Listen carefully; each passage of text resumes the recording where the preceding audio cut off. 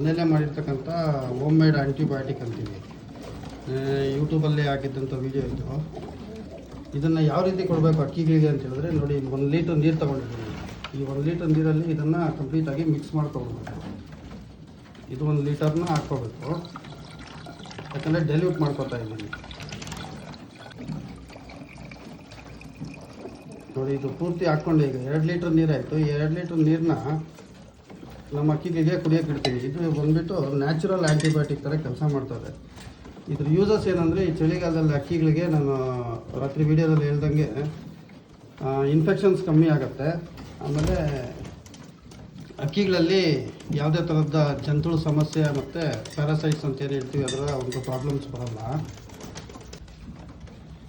ಏನಾಗುತ್ತೆ ಅಂದರೆ, ಇವಾಗ ಸುಮ್ಮನೆ ನಾವು ಏನು ಕಾಯಿಲೆ ಇಲ್ದಿರೋವಾಗ್ಲೂ ಪ್ರಿವೆನ್ಷನ್ಗೆ ಅಂತ ಹೇಳ್ಬಿಟ್ಟು ಸುಮಾರು ಜನ ಈ ಟೆಟ್ರಾಸೈಕ್ಲಿನ್ ಪೌಡ್ರು, ಹಲವಾರು ಆಂಟಿಬಯೋಟಿಕ್ಗಳನ್ನ ವಾರದಲ್ಲಿ 1 ಸತಿ 2 ಸಲ ಕೊಡ್ತಾ ಇರ್ತೀವಿ ಅಂತೆಲ್ಲ ಹೇಳ್ತೀರ. ಅದೆಲ್ಲ ಮಾಡ್ತಾಯಿದ್ರೆ ಅಕ್ಕಿಗಳಲ್ಲಿ ಇಮ್ಯುನಿಟಿ ಅದಕ್ಕೆ ಅಡಾಪ್ಟ್ ಆಗಿಬಿಡ್ತದೆ. ಆಮೇಲೆ ಏನಾದರೂ ಕಾಯಿಲೆ ಬಂದಾಗ ನೀವು ಯಾವುದನ್ನ ಆ್ಯಂಟಿಬಯೋಟಿಕ್ ಹಾಕಿದ್ರೆ ಅದು ಕೆಲಸ ಮಾಡೋದಿಲ್ಲ, ಯಾಕಂದರೆ ಆಲ್ರೆಡಿ ಅದಕ್ಕೆ ರೆಸಿಸ್ಟೆನ್ಸ್ ಪವರ್ ಬಂದುಬಿಟ್ಟಿರ್ತದೆ. ಆ ಥರ ಅಕ್ಕಿಗಳಿಗೆ ಆ್ಯಂಟಿಬಯೋಟಿಕ್ಕು ಕೊಡೋದು ತುಂಬ ಡೇಂಜರಸ್ಸು. ಏನೋ ಎಮರ್ಜೆನ್ಸಿಯಲ್ಲಿ ಕಾಯಿಲೆ ಬಂದಾಗ ಮಾತ್ರ ಕೊಟ್ಕೊಂಡ್ರೆ 100% ಆಗಿ ಕೆಲಸ ಮಾಡ್ತವೆ. ಯಾವ ರೀತಿ ಅಂದರೆ, ಕಾಯಿಲೆ ಬಂದಾಗ ಮಾತ್ರ ಕೊಟ್ಕೋಬೇಕು. ಅದಕ್ಕೆ ನಾನು ಏನು ಮಾಡ್ತೀನಿ, ಈ ಥರ ನ್ಯಾಚುರಲ್ ಆ್ಯಂಟಿಬಯೋಟಿಕ್ ಮಾಡಿ ವಿಂಟರ್ ಸೀಸನ್ಗೆ ಏನು ಕಾಯಿಲೆ ಬರ್ದಿರೋ ಥರ, ಇನ್ಫೆಕ್ಷನ್ ಆಗ್ತಿರೋ ಥರ ಮಾಡಿಕೊಂಡು ಈ ರೀತಿ ಒಂದು ನೀರನ್ನ ಕೊಡ್ತೀನಿ. ಇದು ಏನು ಸೈಡ್ ಎಫೆಕ್ಟ್ ಇರೋಲ್ಲ ಅಕ್ಕಿಗಳಿಗೆ. ಇದು ನ್ಯಾಚುರಲ್ ಆಗಿ ಮಾಡಿರೋವಂಥದ್ದು, ಮನೆಯಲ್ಲಿ ಸಿಗೋವಂಥ ಐಟಮ್ಗಳು. ಯಾಕಂದರೆ ಅಕ್ಕಿ ಸಾಕಿರೋರು ಸುಮಾರು ಜನ ಶ್ರೀಮಂತರೇ ಇರೋದಿಲ್ಲ. ಸೊ ಅಂಥವ್ರಿಗೆ ಮನೆಯಲ್ಲೇ ಸಿಗೋವಂಥ ಶುಂಠಿ, ಬೆಳ್ಳುಳ್ಳಿ, ಚಕ್ಕೆ, ಲವಂಗ ಈ ಥರ ವಸ್ತುಗಳನ್ನ ತೊಗೊಂಡು ಅದರಲ್ಲಿ ನಾವು ನ್ಯಾಚುರಲ್ ಆ್ಯಂಟಿಬಯೋಟಿಕ್ ಯಾವ ಥರ ಮಾಡ್ಕೋಬೇಕು, ಅಕ್ಕಿಗಳನ್ನ ಚಳಿಗಾಲದಲ್ಲಿ ಯಾವ ಥರ ಕಾಪಾಡ್ಕೋಬೇಕು ಅನ್ನೋ ಒಂದು ಫಾರ್ಮುಲಾ ಇದು.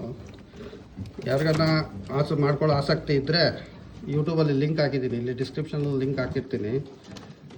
ಅಲ್ಲಿ ಹೋಗ್ಬಿಟ್ಟು ಇದ್ರದ್ದು ಒಂದು ವೀಡಿಯೋನ ನೋಡಿ ನೀವೇ ಮನೆಯಲ್ಲಿ ಮಾಡಿಕೊಡಿ. ಏನನ್ನ ಕಾಯಿಲೆ ಬಂದಾಗ ಮಾತ್ರ ನಿಮಗೆ ಯಾವುದು ಆ್ಯಂಟಿಬಯೋಟಿಕ್ ಅನುಕೂಲವಾಗಿರ್ತದೋ ಅದನ್ನು ಮಾಡಿಕೊಳ್ಳಿ. ಆವಾಗ ಅಕ್ಕಿಗಳು ಹೆಲ್ತಿಯಾಗಿರ್ತವೆ, ಮಾಯನೂ ಹೋಗೋದಿಲ್ಲ. ಅದ್ಬಿಟ್ಟು ನಾವು ಸಾಕಷ್ಟು ಜನ ಈಗ ಇಂಗ್ಲೀಷ್ ಮೆಡಿಸಿನ್ಗೆ ಅಡಾಪ್ಟ್ ಆಗಿಬಿಟ್ಟಿದ್ದೀವಿ. ಅಡಾಪ್ಟ್ ಆಗಿ ಇಂಗ್ಲೀಷ್ ಮೆಡಿಸಿನ್ಸ್ ಕೊಟ್ಕೊಂಡು ಅಕ್ಕಿಗಳಲ್ಲಿ ಇಮ್ಯುನಿಟಿನೂ ಕಮ್ಮಿ ಆಗಿಬಿಟ್ಟಿದೆ. ಪ್ಲಸ್ ಕಾಯಿಲೆಗಳು ಬಂದರೆ ಆ್ಯಂಟಿಬಯೋಟಿಕ್ಗೆ ರೆಸ್ಪಾಂಡ್ ಮಾಡ್ತಾಯಿಲ್ಲ. ಎಷ್ಟೋ ಜನ ಹೇಳ್ತಾ ಇರ್ತಾರೆ, ಆ್ಯಂಟಿಬಯೋಟಿಕ್ ಹಾಕಿದ್ರೆ ಅಕ್ಕಿಗಳಲ್ಲಿ ಯಾವುದೋ ಮೆಡಿಸಿನ್ ಹಾಕಿದ್ರೆ ವರ್ಕ್ ಆಗ್ತಾಯಿಲ್ಲ ಅಂತ. ಯಾಕಂದರೆ ಅದಕ್ಕೆ ರೆಸಿಸ್ಟೆನ್ಸ್ ಪವರ್ ಬಂದುಬಿಟ್ರೆ ಅವು ಕೆಲಸ ಮಾಡಲ್ಲ. ಸೊ ಅದನ್ನು ಅವಾಯ್ಡ್ ಮಾಡಲಿಕ್ಕೆ ಮಿನಿಮಮ್ ಒಂದು 3 ಮಂತ್ಸ್ ಆದರೂ ಈ ಥರ ಒಂದು ಡೈಲಿ ವೀಕ್ಲಿ 1-2-3 ಟೈಮ್ಸ್